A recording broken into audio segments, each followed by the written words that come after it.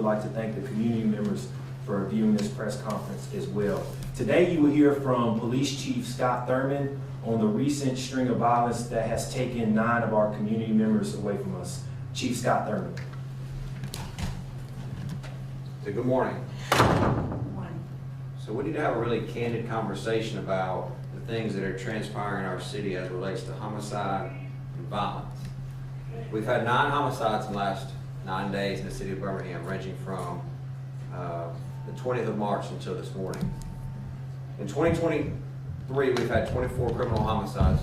That's down from the 27 homicides we had last year, which is 11.1% decrease. Our homicide victims range in age from 16 all the way up to the age of 48. We've had a 16-year-old, a 17-year-old, 25-year-old, 29-year-old, a 30-year-old, a 37-year-old, 42-year-old, and 44 and 48-year-old killed in the last 9 days. One of the things I'd like to bring to attention is parenting. And there seems to be a lack of parenting in some of these cases, not just these last 2, but others that we've seen throughout the last several years in the city of Birmingham. Parents have to play a vital role in their children's lives. They have to be accountable for where their kids are at all times. Last night we had a homicide where a 16-year-old female lost her life in Inslee. 2:24 in the morning, I don't know what a 16-year-old was doing out with 3 other juveniles, all of which had been drinking alcohol. They're out damaging a vehicle, and then they get subsequently shot at. Where were the parents? Did the parents know where they were? Did the parents know they were consuming alcohol? Did the parents know that they were out at 2:23 in the morning? I don't think so. And so that's a problem. Law enforcement can't be everywhere all the time. We're not babysitters for children. That's not our job. That's where parents need to come in and be parents and be held accountable for their children. Last night's homicide was 100% avoidable. Had those children been where they were supposed to be in someone's home, with someone watching after them, that young lady would still be alive today. There's a term that I've coined recently, and it's stop and think. Stop and think before you engage in activities you should be engaging in. Stop and think about who you're with. Stop and think about before you pull that gun out and you start pulling the trigger. Stop and think about what the long-term effects of this is going to be. Are you going to die? Are you going to end up in prison? How many families are you going to shatter? Stop and think before you engage in these illegal activities. There has to be more community involvement. The police can't be on every street corner, in every home, and every car all the time. That's not our job. We're out to serve and protect to the best of our ability, but there's 200 and some odd thousand people that live in the city of Birmingham. We don't have 200,000 police officers. That would be unrealistic. So the community has to, police each other. When you see people doing things that you know are wrong, or they're engaging in activities with people they shouldn't be engaging with, someone needs to say something. Someone in the community needs to say something. When people start saying things and checking each other, things will change. As I mentioned before, a number of these homicides, and we'll go through these one by one, were absolutely 100% preventable. A lot of these homicides occurred in homes. It's not our place to be in everyone's home all the time. We're in a vehicle where people are. People have the expectation of privacy in the United States of America to be in their own home, in their own vehicles. We can't control what goes on in people's homes or vehicles. We've made arrests in 3 cases, and we have 1 individual currently on an investigative hold for another case. 3 of those homicides occurred inside a house, 1 occurred inside a car, 1 was at a gas station parking lot, and 4 were either outside or in the street. We've all publicized, and you all have done a very good job this last week of publicizing about the city of Birmingham's curfew. We put that out intentionally prior to spring break beginning to let everyone know about our curfew and that we will be enforcing that, to keep our young citizens inside, out of harm's way. Nothing good happens at 2:23 in the morning in the middle of the night. That's when young people should be at home with their families or their guardians so that they're safe. I want to be sensitive to the victims and the families that we've lost over the 9 days. This is not to be insensitive to them or to downgrade any of these particular homicides, but we need to walk through these. As a police department, when we have issues in the department, we look to see where the gaps are, where the issues are, so we can correct and move forward.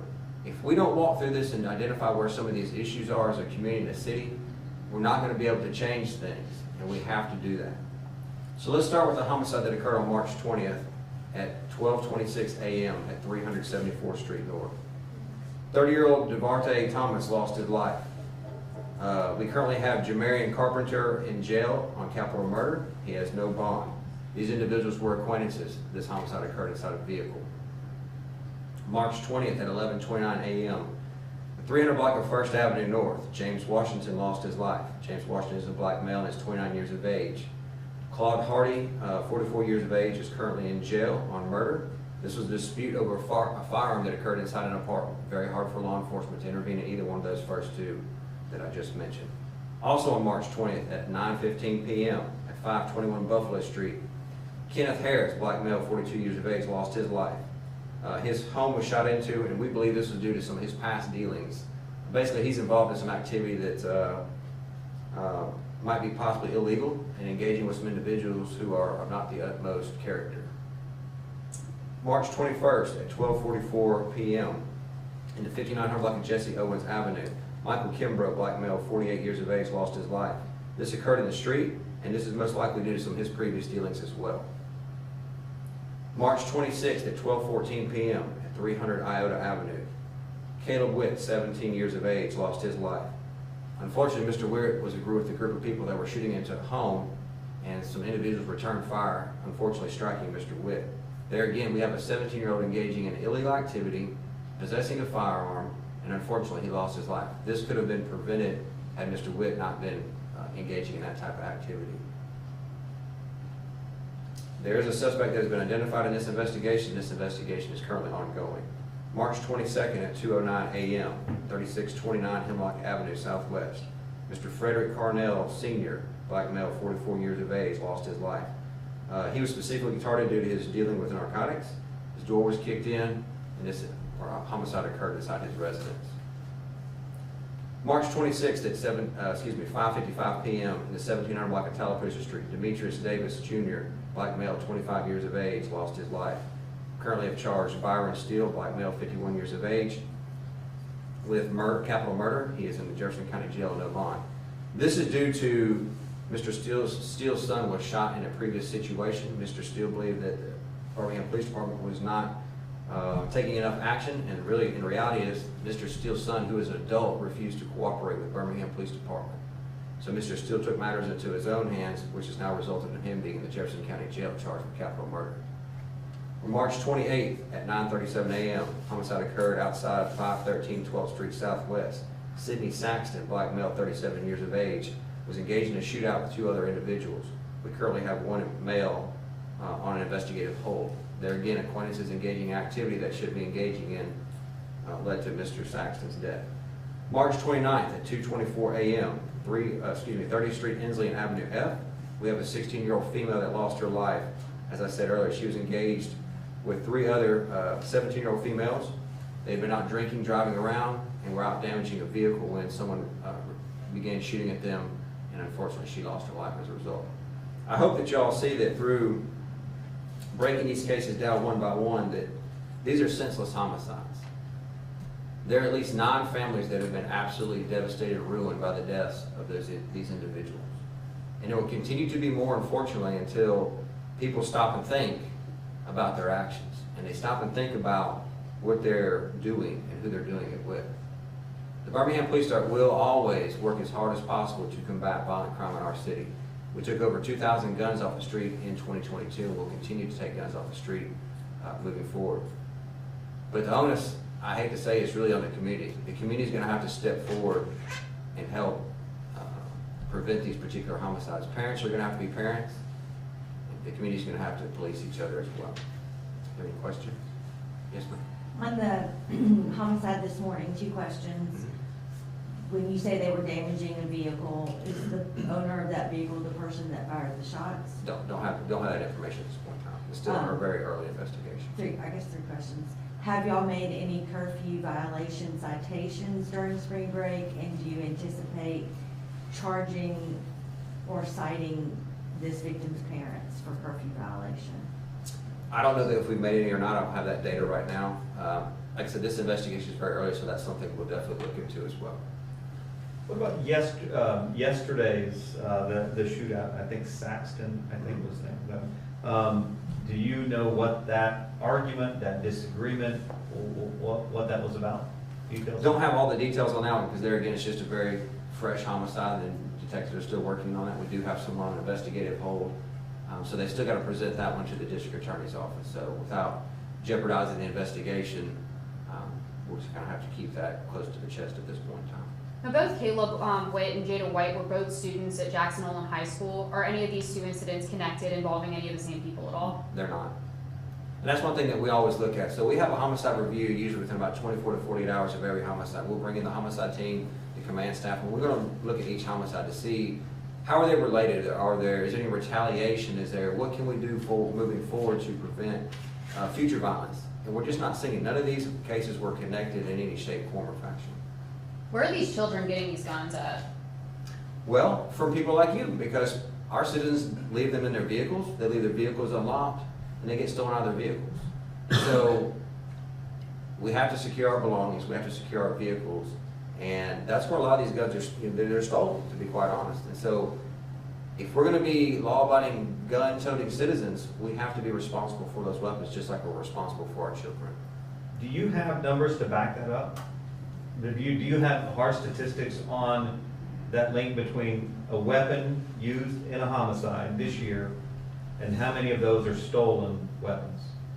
I don't have the data, but we know from previously looking at how many guns are stolen out of vehicles in previous years, and then we recover guns regularly that are stolen because the law changed January 1 of 2023 because Alabama is now a permitless carry state. So a lot of the arrests that we would normally make for what was considered violation of state firearms, like not having a pistol permit, no longer take place. So it changes the way we're able to take guns off the street because now, as long as you're not a convicted felon, convicted of domestic violence or something of that nature, or you're underage, then you could legally possess a gun without having a pistol permit. So a lot of the guns that we're recovering now are actually stolen, or someone who's a convicted felon or someone's convicted of domestic violence, or could be a juvenile who's in possession of a firearm. But So that is information you could get to us in terms of the homicides this year. we could tell, not necessarily the homicides, but we can tell how many stolen guns we recovered this year. We can give you the total number we recovered and how many of those were stolen. So the question is about stolen. Here's the interesting thing about that. That gun could have been stolen 4 years ago. So it's hard to track, was that gun stolen in 2023 or was it stolen in 2019? We'll have that information, but just because a gun is stolen today doesn't mean it's necessarily going to be used in a crime today. So there's a lot of different variables that go into that paradigm there, if you will. The weather getting warmer, students on spring break, is this something that y'all see often contributing to an increase in violence?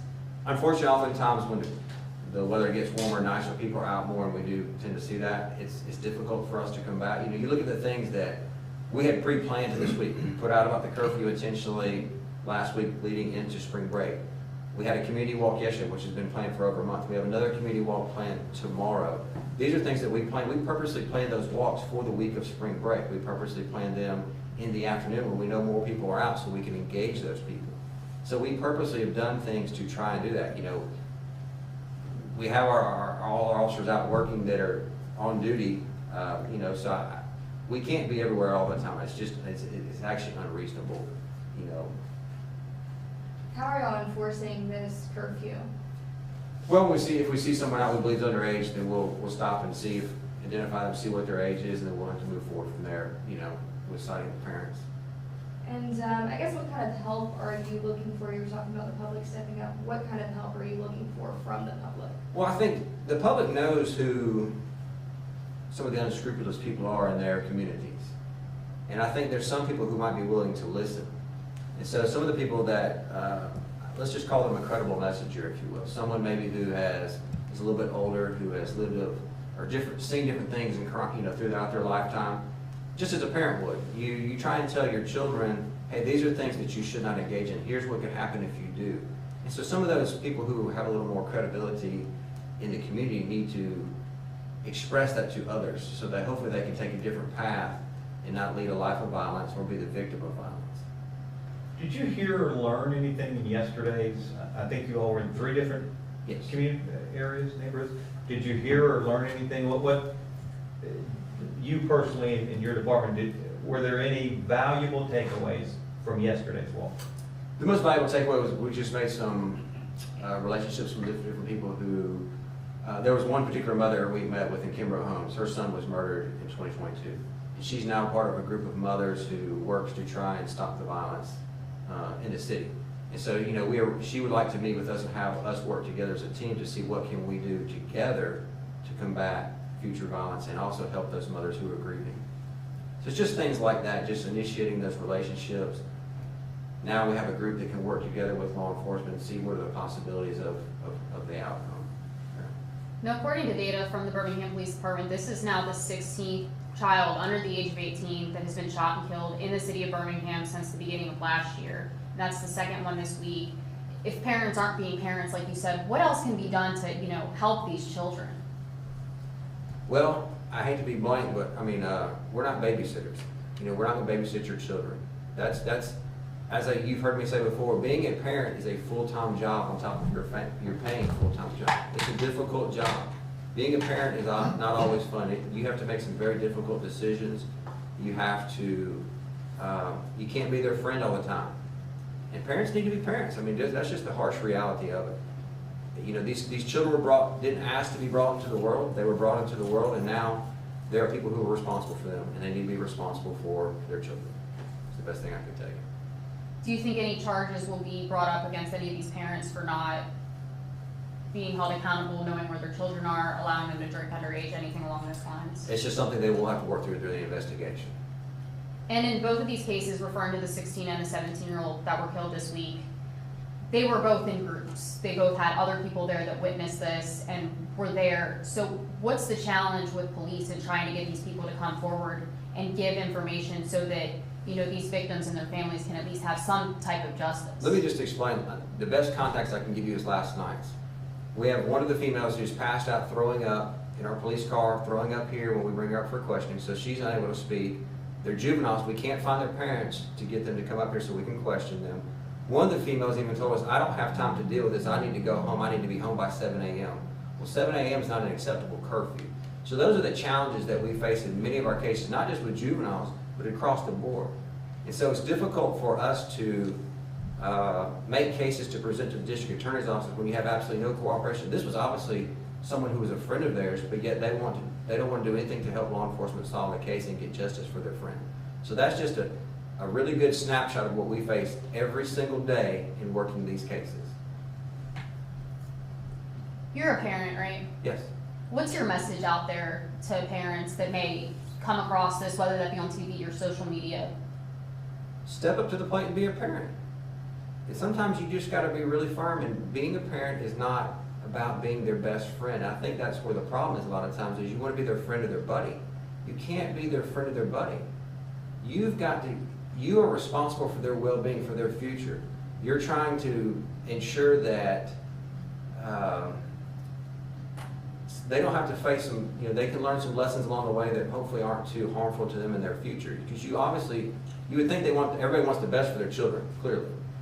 So you have to make hard decisions so that they can have the best life possible. And so being responsible for them, it's hard, it's tough. You have to tell them, hey, you have to be home at a certain time. If you're not home by a certain time, there are consequences. And you have to invoke those consequences and make sure they're adhered to. The parents are the police of children. The police are the police of the community. Any last questions for Chief? All right, thank you so much, everyone. Thank you. Thank you, Chief.